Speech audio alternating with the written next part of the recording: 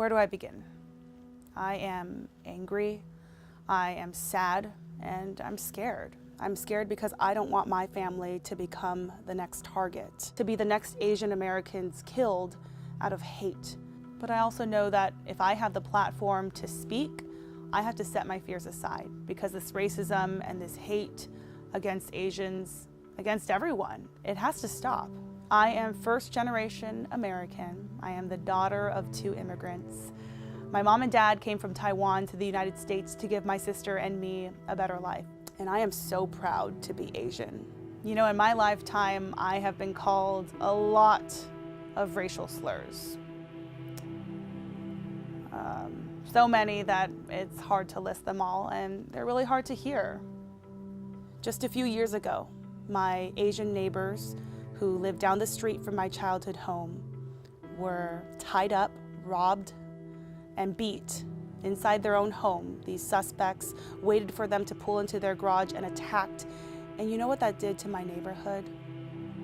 Every single person went out and bought surveillance cameras because they were so scared. They were afraid to open their doors because they felt like the Asian community was being attacked. It even happened in Dallas. Just about a month ago at Target, I was shunned by the cashier.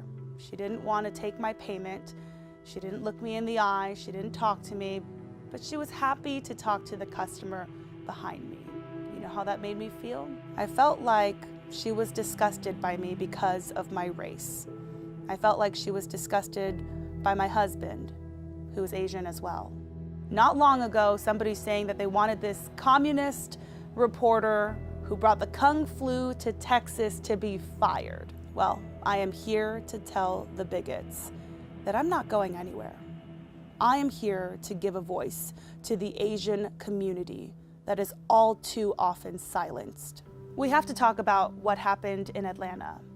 8 people were killed at 3 Asian businesses, and 6 of those victims were Asian women. Everybody's waiting to hear what the motive is. Was it a hate crime or was it not? Let me just make one thing very clear. His motive does not negate the way Asian Americans are feeling about what happened and about what's continuing to happen across the country. There are Asians being attacked, hit, pushed, stabbed, killed. There are Asian businesses that are being targeted, threatened, and graffitied. And yes, many of us are culturally quiet and polite, taught to not cause any trouble, but you can only push a person so far. I am standing with my Asian brothers and sisters, and I need you to stand with us too.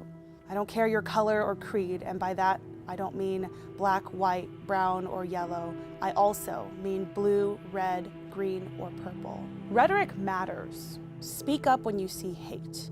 Use your platforms to denounce racism, and reach out to your leaders and your elected officials to pass anti-hate legislation. And of course, check in on your Asian neighbors and friends. We need you right now. We need you to stand with us. We need you to fight alongside us to stop Asian hate.